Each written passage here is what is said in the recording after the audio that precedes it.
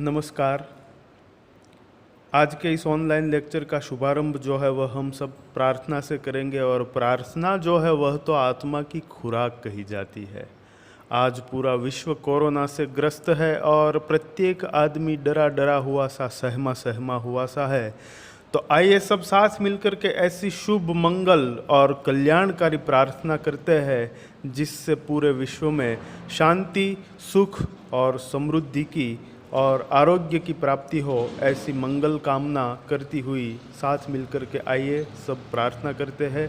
दोनों हाथ जोड़िए और प्रार्थना में सम्मिलित होइए।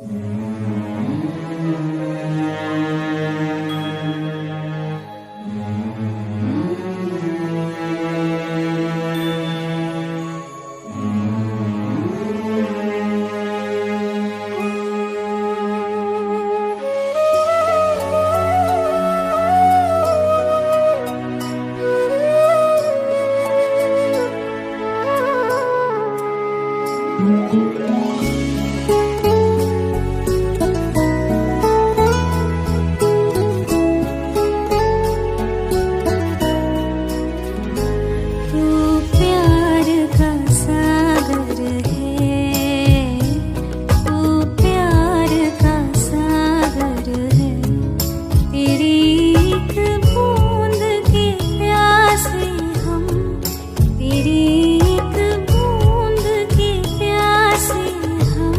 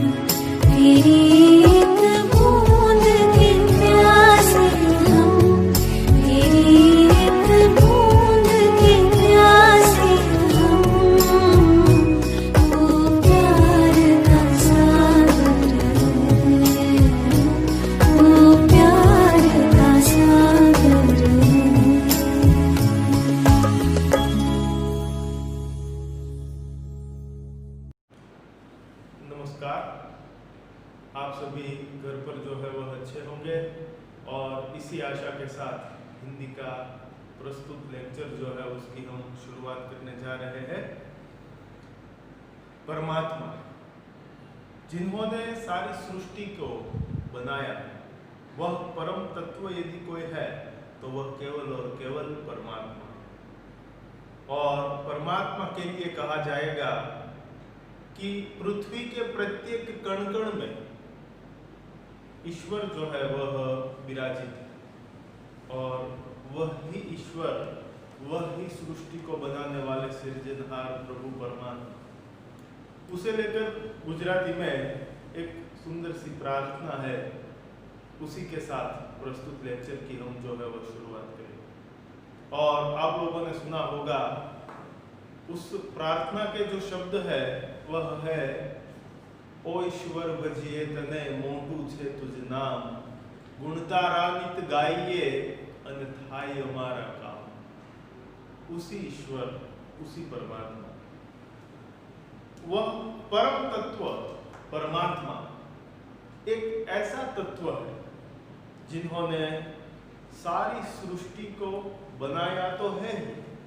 लेकिन वही परमात्मा, वही परम तत्व, वही चैतन्य स्वरूप ईश्वर जो है वह पृथ्वी के प्रत्येक कण में और पृथ्वी के प्रत्येक मण में परमात्मा व्याप्त है, परमात्मा विराजित है।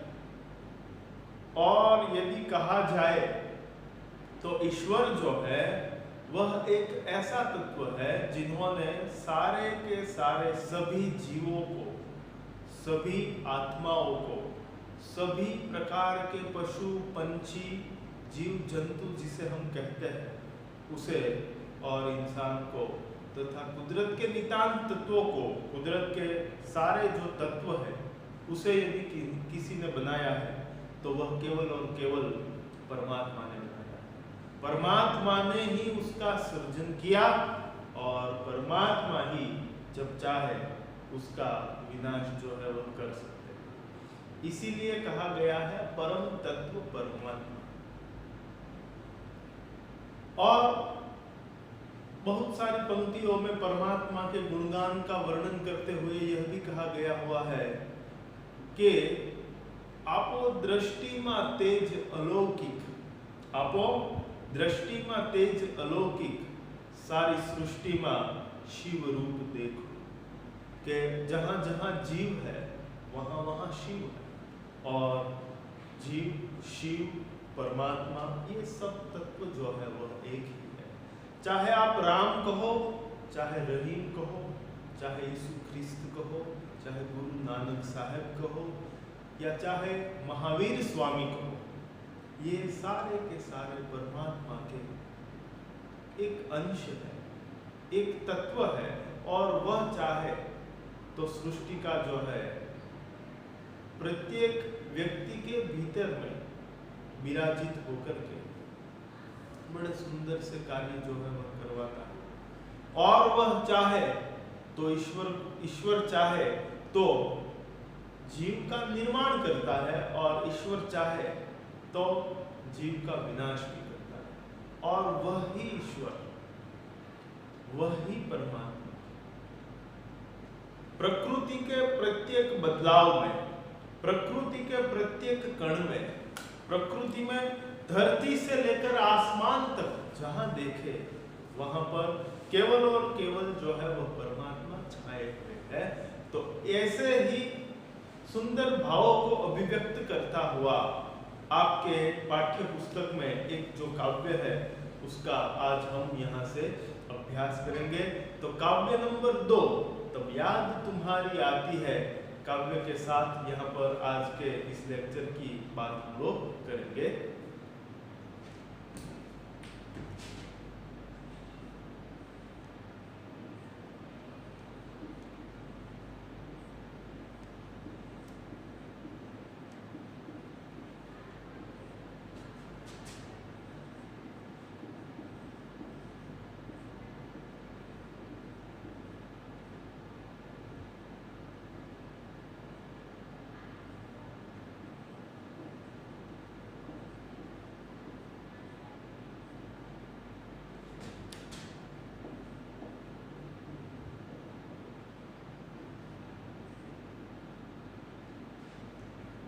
तब याद तुम्हारी आती है। रामनरेश त्रिपाठी, हिंदी के जाने माने साहित्यकार की यह सुंदर सी कविता है।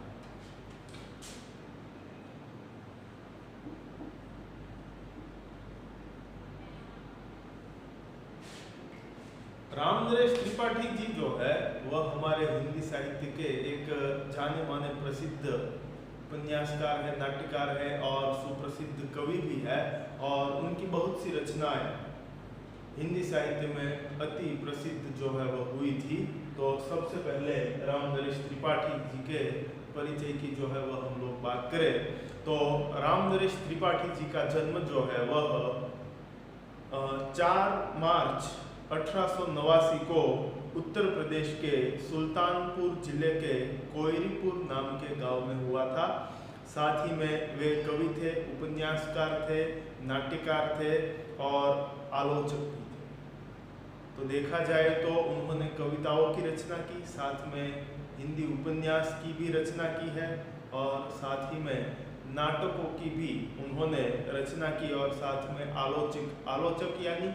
आलोचक यानी गुजराती में जिसे हम विवेचक कहते हैं, तो सुप्रसिद्ध आलोचक भी थे।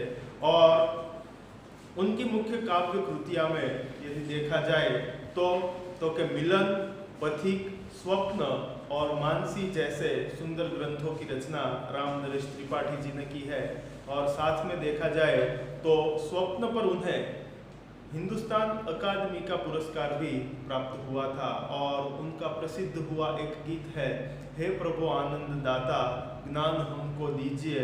और साथ ही में दूसरा एक प्रार्थना काव्य तब याद तुम्हारी आती है, वह भी बड़ा प्रसिद्ध हुआ था।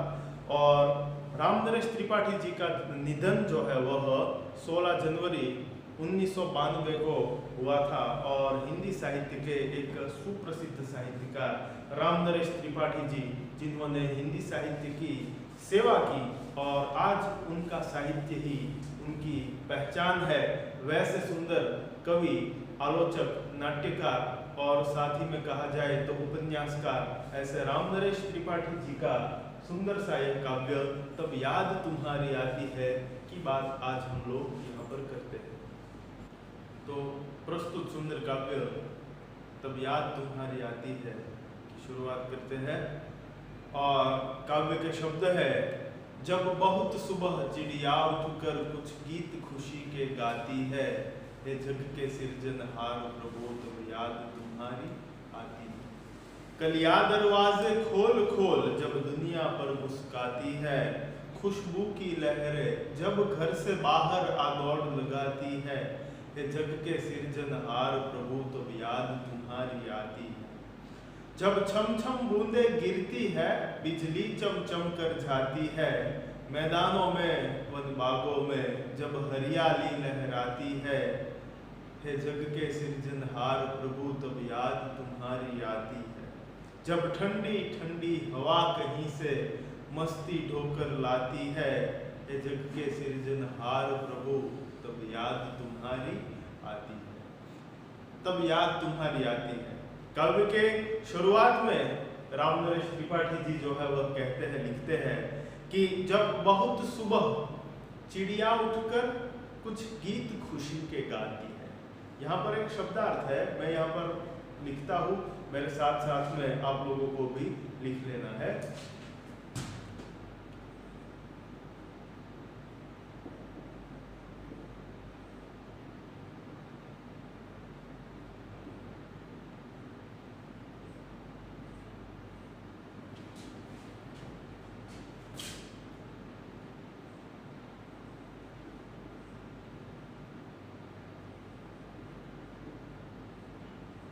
पहला शब्द है चिड़िया। शब्दार्थ में के काव्य में कवि ने कहा है कि जब बहुत सुबह उठकर चिड़िया कुछ गीत खुशी के गाती है। चिड़िया, तो चिड़िया का अर्थ होता है यहाँ पर पंछी।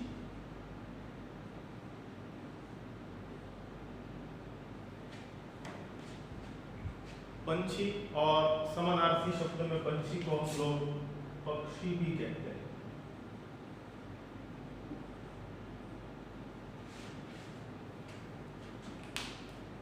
आमतौर तौर पर चिड़िया शब्द का इस्तेमाल गुजराती का शब्द जो चकली है उसके लिए ही हम हिंदी में करते हैं, लेकिन यहाँ पर चिड़िया, चिड़िया यानी पंछी, पक्षी। जब सूर्य नारायण, सूरज जो है वह धरती पर सुबह होते ही आने के लिए तैयार होता है और भगवान आदित्य, भानु, भास्कर, दिनकर, दिवाकर, सूरज, सूर्य नारायण जिसे हम कहते हैं वह पृथ्वी पर आते हैं और पृथ्वी के उनके आगमन की सबसे पहली खबर यदि किसी को प्राप्त होती है तो वह है पंछियों को। पंछियों की संवेदनशीलता ऐसी होती है कि सबसे पहले हमें मालूम है कि गांव में सुबह होने वाली हो तब जो है वह मुर्गा जो है वह पांख लगाता है, तो वह भी पंछी के ही प्रकार का एक प्रकार है। तो यहाँ पर जब बहुत सुबह होती है और भगवान सूर्य नारायण, सूरज की किरणें जो है वह धरती पर आती है, तब सबसे पहले पंछियों को खबर हो जाती है और वह अपने सुमधुर आवाज के साथ जो है वह शोरगुल करना शुरू कर देते हैं। और यहाँ पर काव्य में पंछी की आवाज को काव्य में कवि ने क्या कहा कि जब बहुत सुबह उठकर चिड़िया कुछ गीत खुशी के गाती है, खुशी के गाने, खुशी के गीत जो है वह चिड़िया सुबह सुबह जो है वह गाने लगती है। और आगे काव्य में कवि कहते हैं, कलियां दरवाजे खोल खोल जब दुनिया पर मुस्काती है। कलियां, फूल बनने की पहले की जो अवस्था होती है उसे हम कली कहते हैं, कलियां कहते हैं। और सूर्य के किरण जो है वह कली पर जब गिरते हैं और बाद में कली मिटकर वह तो के फूल बनती है, जिसे हम विज्ञान की भाषा में पुष्पोद्भव की क्रिया कहते हैं। कली में से फूल का बनना, कली में से फूल का सृजन होना, निर्माण होना।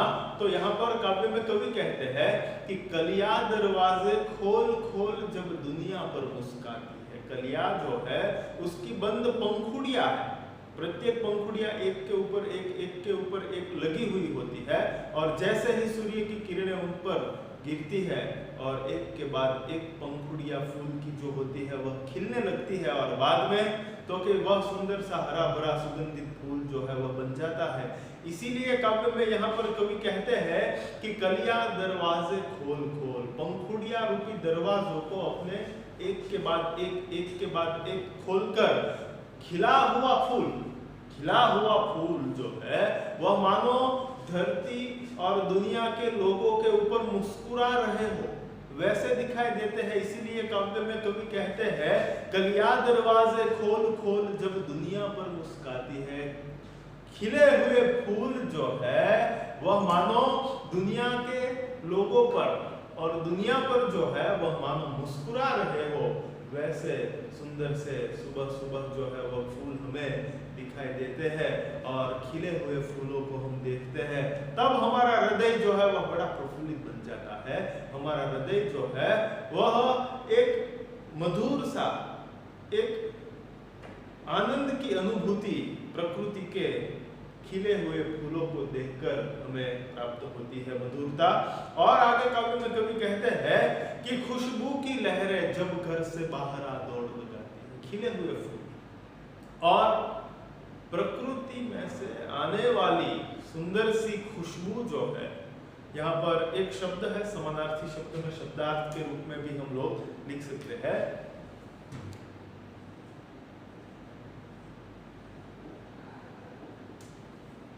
खुशबू का अर्थ होता है सुगंध।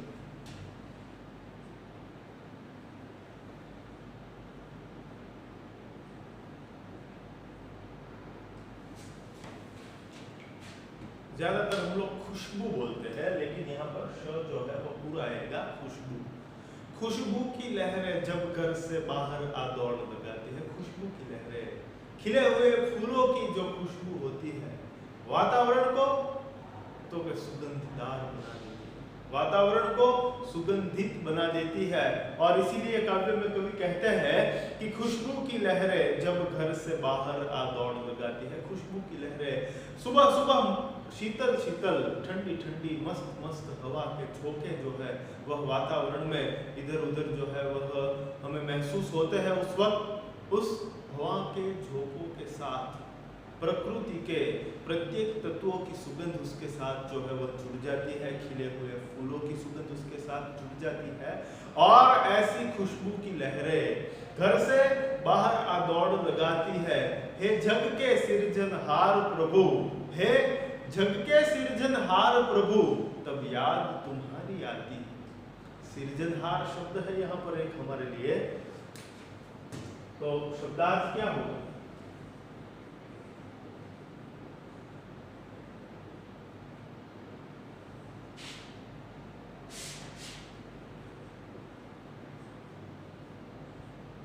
ईश्वर प्रभु, ईश्वर प्रभु परमात्मा,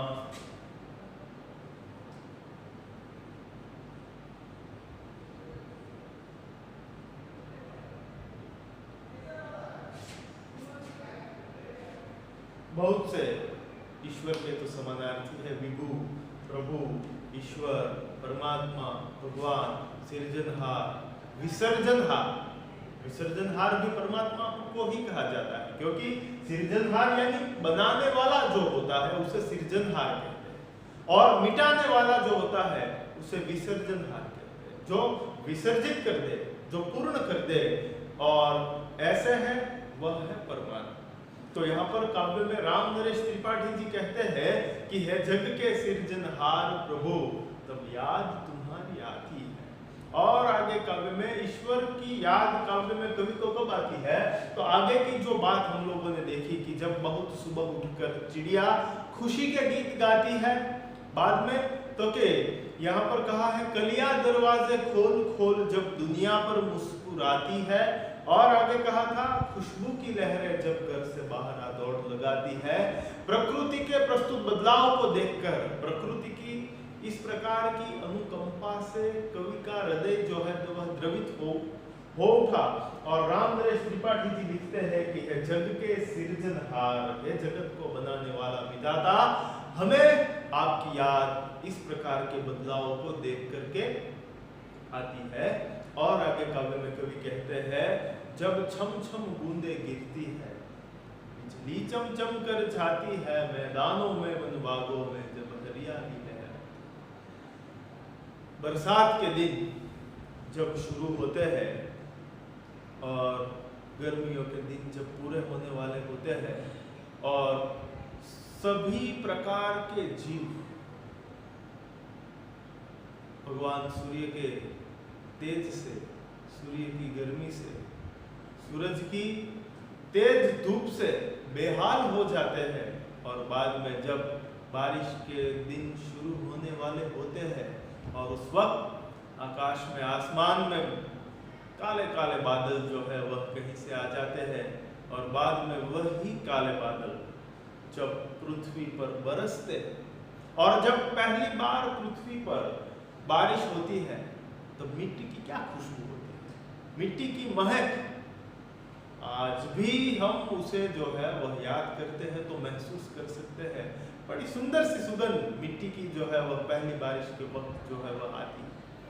और बाद में काले बादल जो है वह पृथ्वी पर एक एक करके बरसने लगते हैं, और तब काव्य में कवि कहते हैं, राम नरेश त्रिपाठी जी कहते हैं जब छम छम बूंदे गिरती है, जब छम छम बूंदे गिरती है।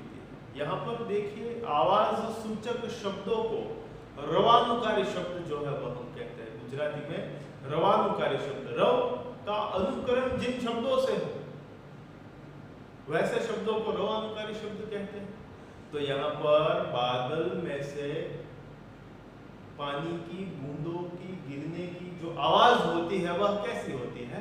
तो कि छम छम छम होती है। इसीलिए काव्य में कवि कहते हैं जब छम छम बूंदे गिरती है, और बाद में तो कि जब बारिश आती है तो बादलों के बीच में मेघ गर्जन भी होती है, बादलों की गड़गड़ाहट सुनाई देती है, और साथ ही में चपला, जिसे हम बिजली कहते हैं, बिजली भी होती है। इसीलिए यहाँ पर काव्य में राम नरेश त्रिपाठी कहते हैं बिजली छम छम कर जाती है। बिजली का, काले बादलों के बीच में बिजली का होना, तो उसके लिए यहाँ पर राम नरेश त्रिपाठी जी ने शब्द लिखा है छम छम।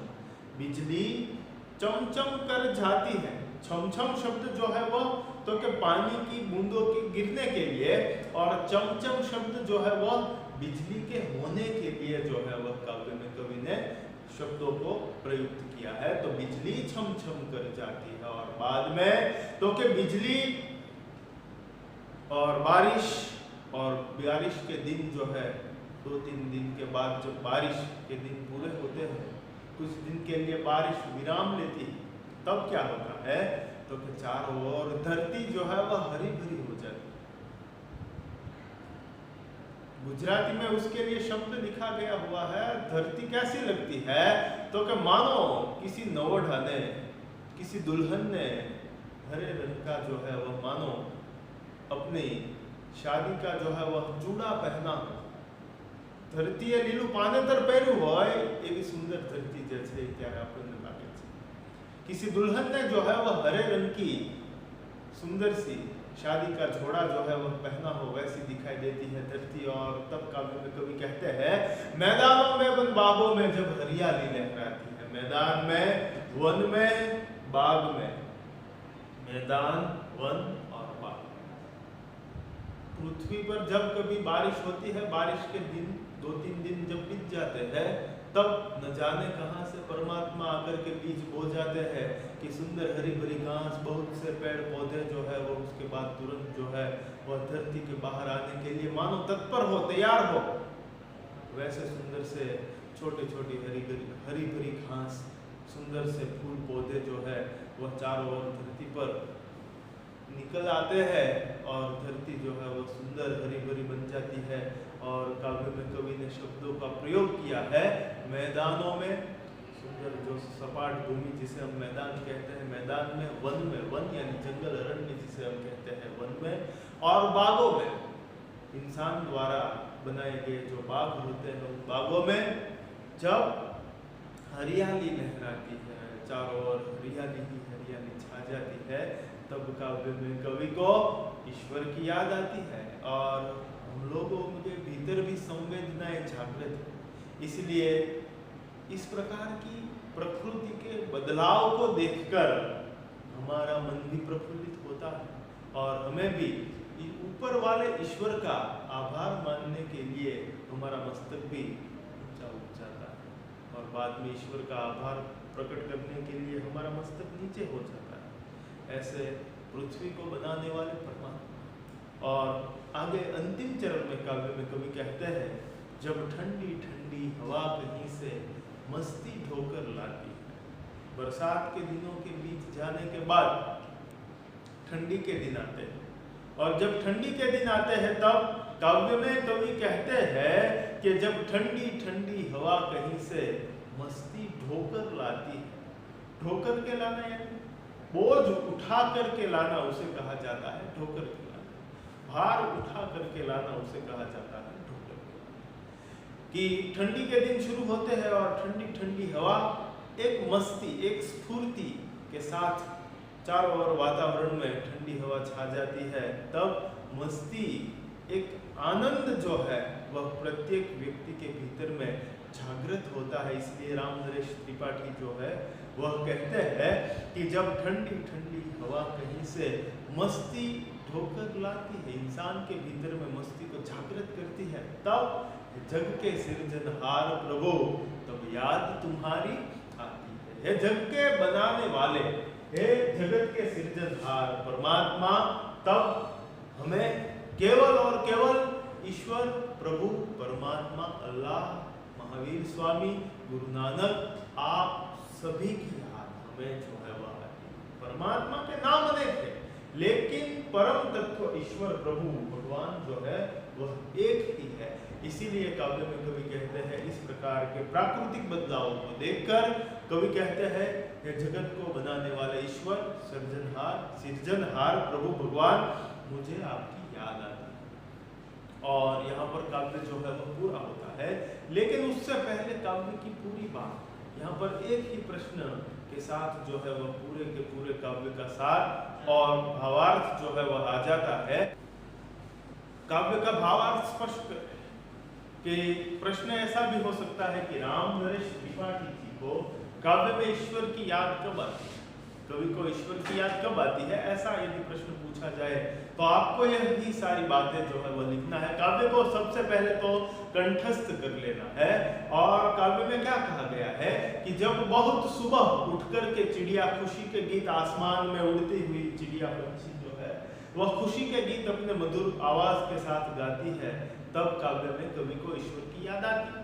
और आगे ऐसा कहेंगे कि कलिया जो है वह अपनी पंखुड़िया रूपी दरवाजों को खोल खोल कर फूल बनकर दुनिया पर मुस्कुरा रहे हो, तब काव्य में कवि को ईश्वर की याद आती है। और आगे ऐसा कह सकते हैं कि खुशबू की लहरें जब घर के बाहर निकलकर सुंदर सुंदर सुगंध जो है वह सारे वातावरण में छा जाती है, तब काव्य में कवि को ईश्वर की याद आती है।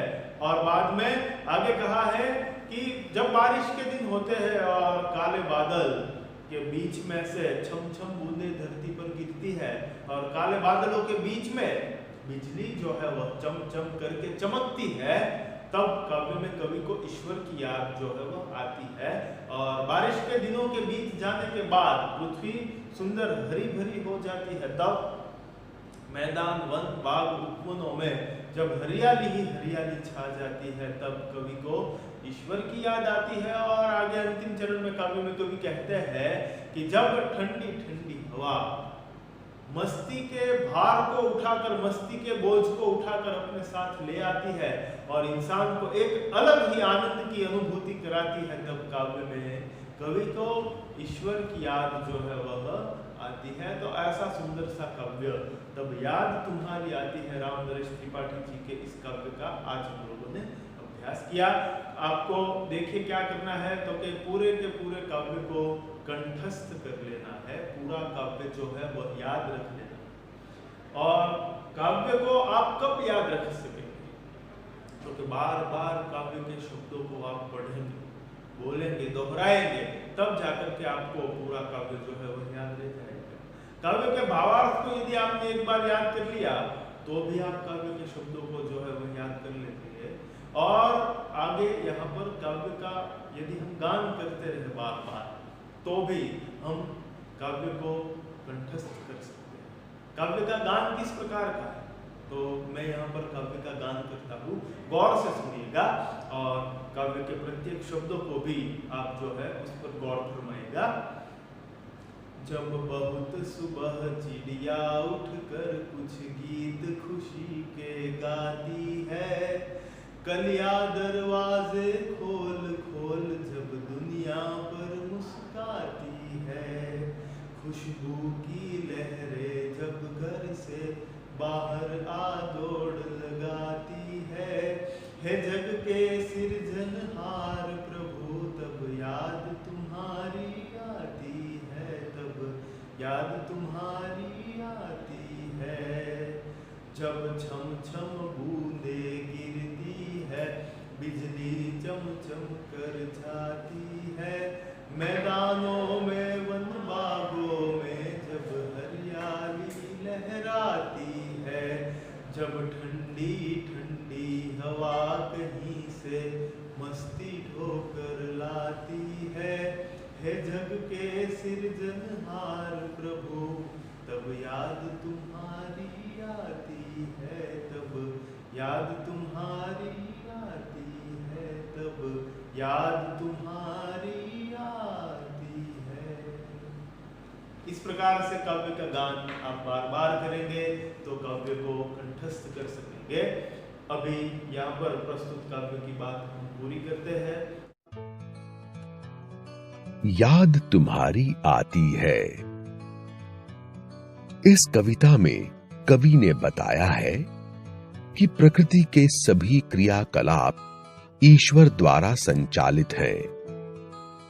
जब भी हम इन प्राकृतिक दृश्यों का अवलोकन करते हैं तब हमें ईश्वर की उपस्थिति का एहसास होता है और हम श्रद्धा से नतमस्तक हो जाते हैं।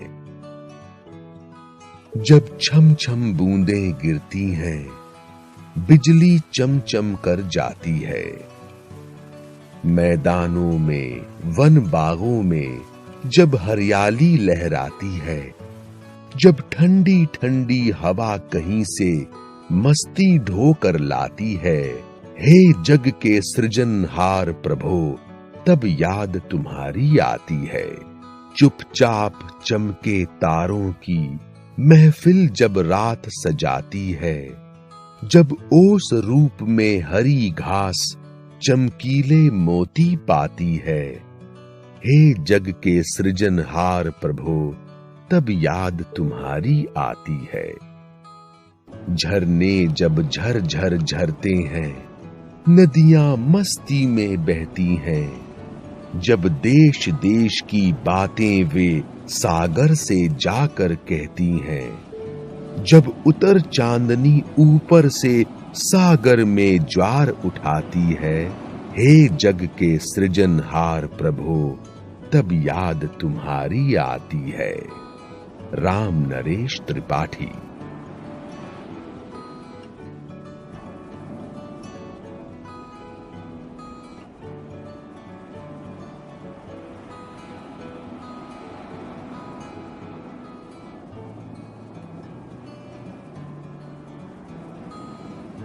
कविता का गान कीजिए।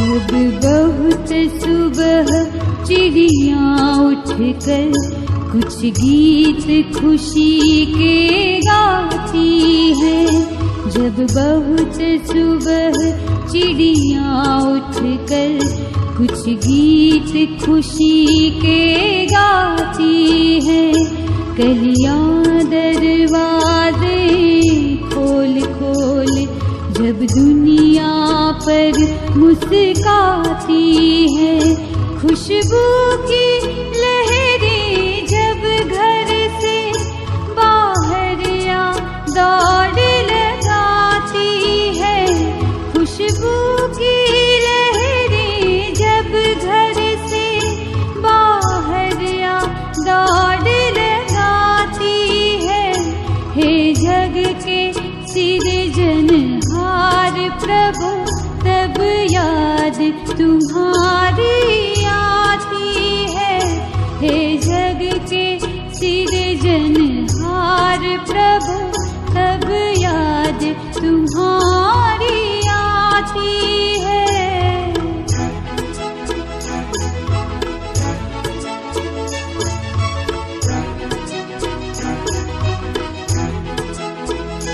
जब छम छम बूंदें गिरती है, बिजली चम चम कर जाती है, जब छम छम बूंदें गिरती है, बिजली चम चम कर जाती है, मैदानों में वन बागों में जब हरियाली लहराती है, जब ठंडी ठंडी हवा कहीं से मस्ती ढोकर लाती है, जब ठंडी ठंडी हवा कहीं से मस्ती ढोकर लाती है, हे जग के सृजनहार प्रभु, तब याद तुम्हारी आती है, हे जग के सृजनहार प्रभु, तब याद तुम्हारी आती है, हे जग के सृजनहार प्रभु, तब याद तुम्हारी आती है।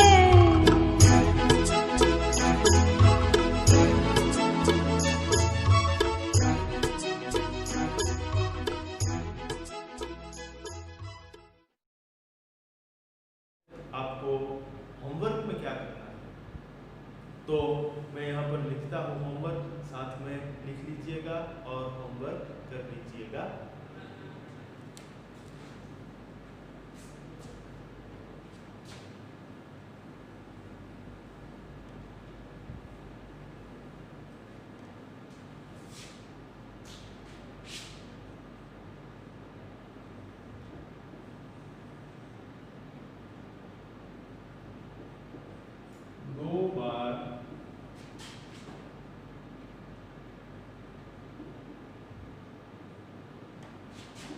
काव्य का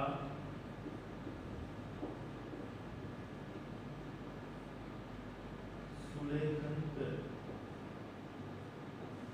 दो बार काव्य का सुलेखन करें। और दूसरा प्रश्न है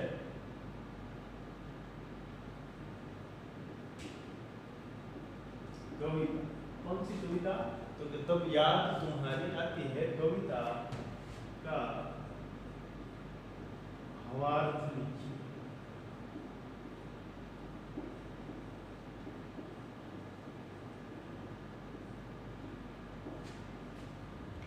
भावार्थ यानी काव्य में कवि को ईश्वर की कब याद आती है, ये जो प्रश्न है, यदि ये प्रश्न भावार्थ लिखिए पूरा जो है वह आप लिख लेंगे तो पूरे का पूरे काव्य का भाव आपके मन में स्पष्ट हो जाएगा।